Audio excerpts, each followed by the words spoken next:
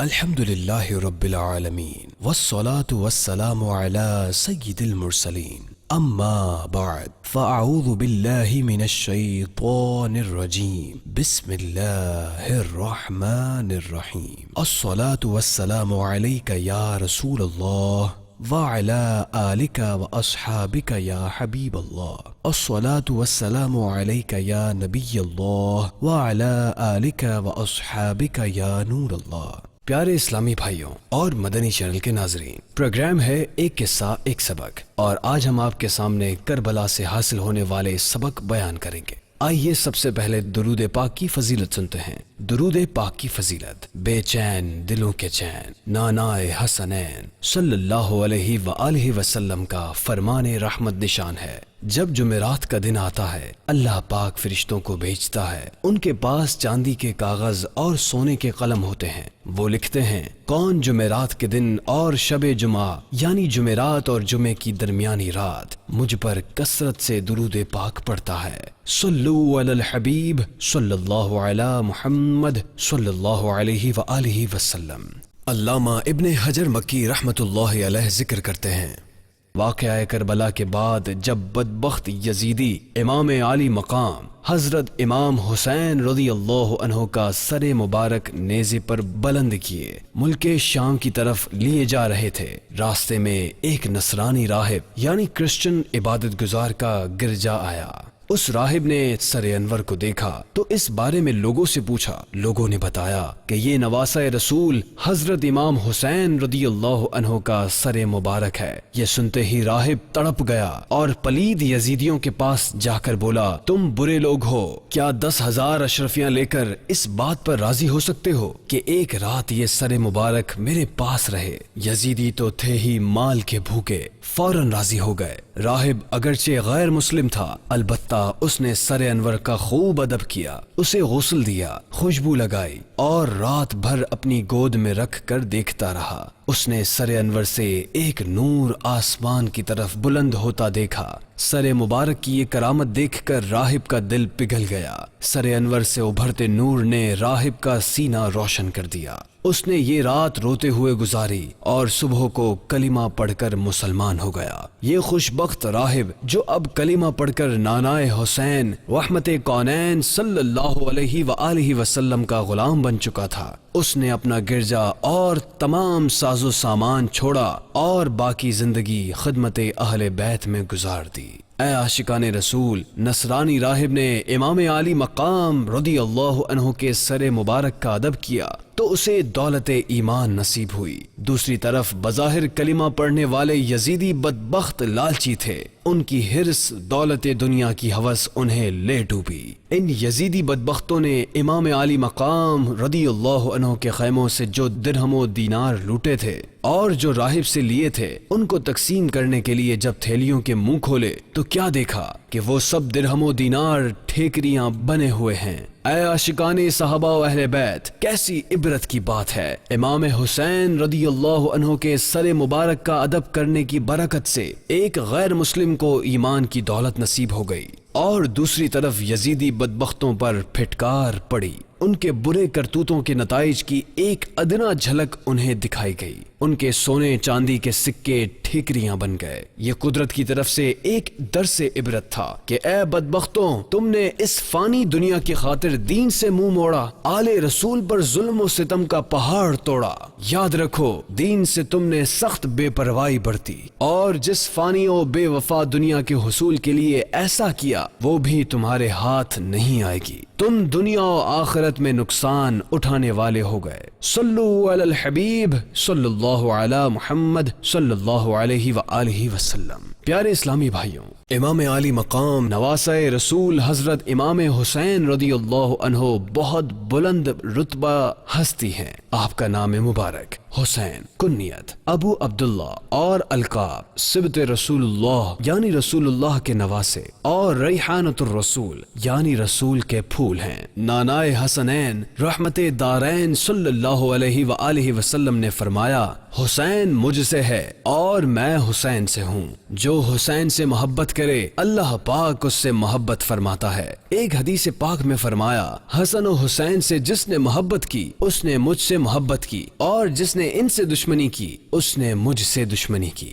بخاری شریف میں روایت ہے، اللہ پاک کے آخری نبی رسول ہاشمی صلی اللہ علیہ وآلہ وسلم نے فرمایا، حسن و حسین دنیا میں میرے دو پھول ہیں۔ اور ترمذی شریف کی روایت میں ہے، حسن و حسین جنتی جوانوں کے سردار ہیں۔ امام عالی مقام امام حسین رضی اللہ عنہ 5 شعبان المعظم 4 ہجری کو مدینہ منورہ میں پیدا ہوئے۔ 10 محرم الحرام 61 ہجری بروز جمعہ کو انتہائی مظلومیت کے ساتھ شہید کیے گئے۔ آپ نے حق پر ثابت قدمی، جواں مردی، استقامت اور صبر و رضا کی لازوال مثال قائم فرمائی۔ شیخ طریقت امیر اہل سنت حضرت علامہ مولانا ابو بلال محمد الیاس عطار قادری رضوی دامت برکاتہم العالیہ کا ایک رسالہ ہے، کربلا کا خونی منظر۔ یہ رسالہ اصل میں ایک خط کا جواب ہے۔ کسی نے امیر اہل سنت دامت برکاتہم العالیہ کی بارگاہ میں خط لکھا جس میں بتایا تھا کہ انہیں نیکی کی دعوت کے رستے میں رکاوٹوں اور مشکلات کا سامنا ہے۔ امیر اہل سنت دامت برکاتہم العالیہ نے اس کے جواب میں کربلا کا خونی منظر بیان فرمایا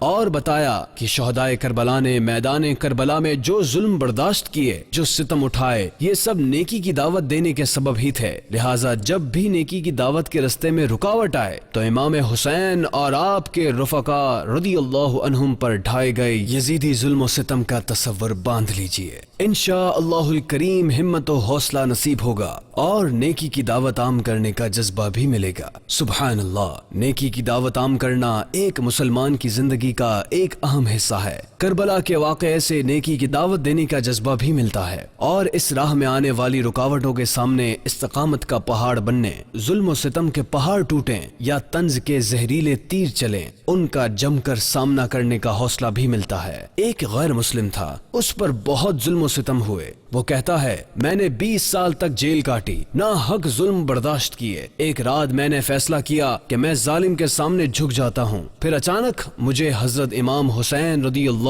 عنہ اور کربلا کا واقعہ یاد آیا۔ بس اسی سے مجھے حوصلہ ملا اور میں ظالم کے سامنے ڈٹ کر کھڑا ہو گیا۔ ایک اور غیر مسلم کہتا ہے، کربلا وہ واحد جنگ ہے جس نے شہادت کے ساتھ ساتھ انسانوں کو اخلاقی سبق بھی عطا کیا ہے۔ اللہ اکبر، اے عاشقان رسول، یہ غیر مسلم ہیں جو کربلا سے سبق سیکھ رہے ہیں۔ امام حسین رضی اللہ عنہ کی بے مثال استقامت کو یاد کر کے حوصلے بلند کر رہے ہیں۔ اس سے پتہ چلتا ہے کہ کربلا صرف ایک سانحہ نہیں، ایک درس بھی ہے، ایک سبق بھی ہے۔ واقعہ کربلا ہمیں زندگی کے اصول بھی بتاتا ہے اور شان سے جینا بھی سکھاتا ہے۔ امام علی مقام امام حسین رضی اللہ عنہ بلند رتبہ ہستی ہیں۔ یقیناً ہر عاشق رسول امام حسین رضی اللہ عنہ سے محبت بھی کرتا ہے، خود کو حسینی کہتا بھی ہے اور اپنے حسینی ہونے پر فخر بھی کرتا ہے۔ بلا شبہ حسینی ہونا، امام حسین رضی اللہ عنہ سے محبت و عقیدت رکھنا بہت بڑی سعادت ہے۔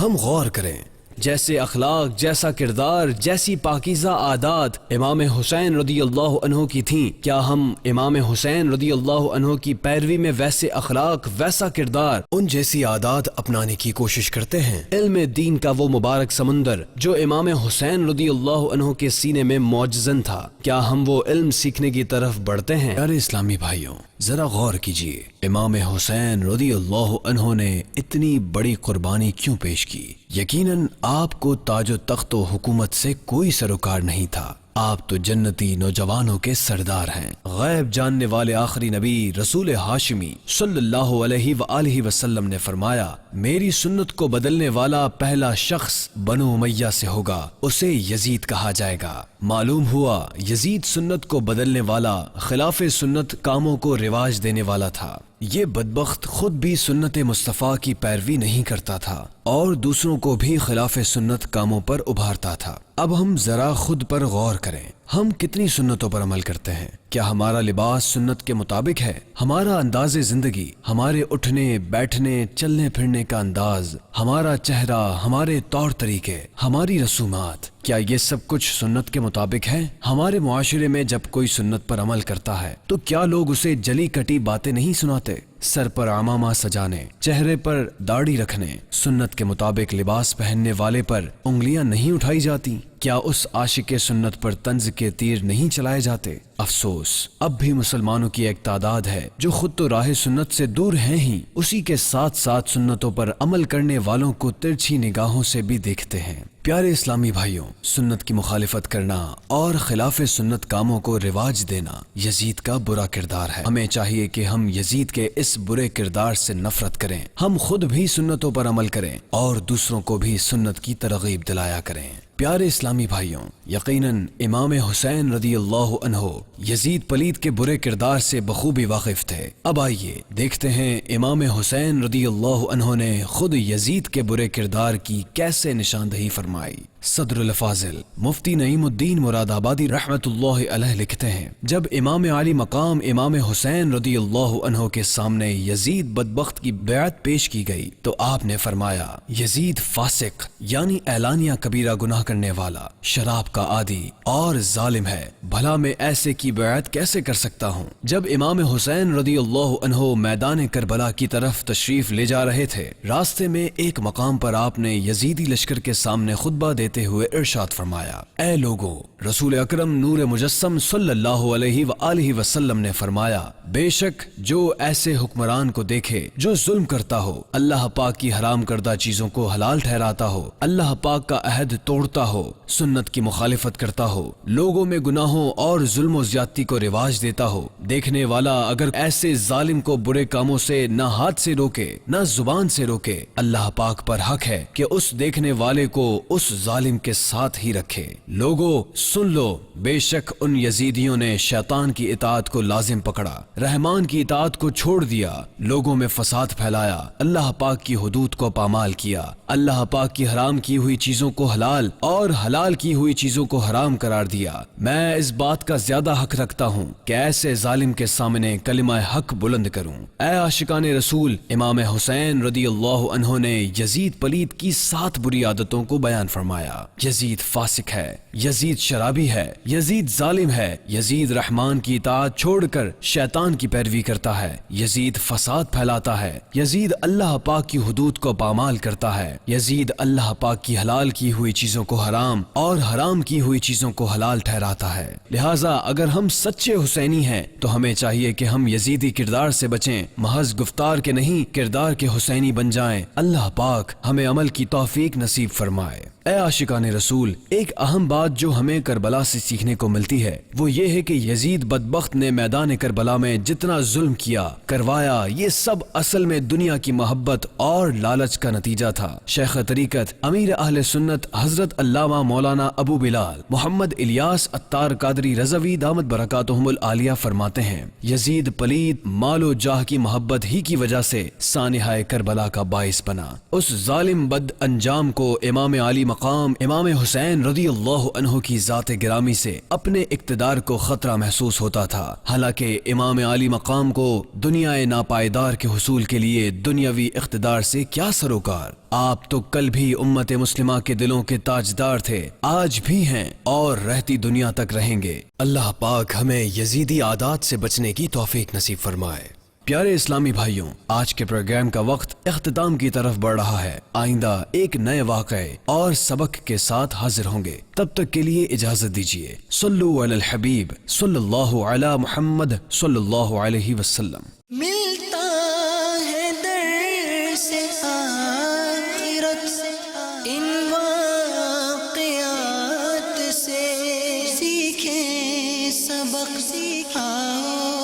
اکابری کی حیات سے۔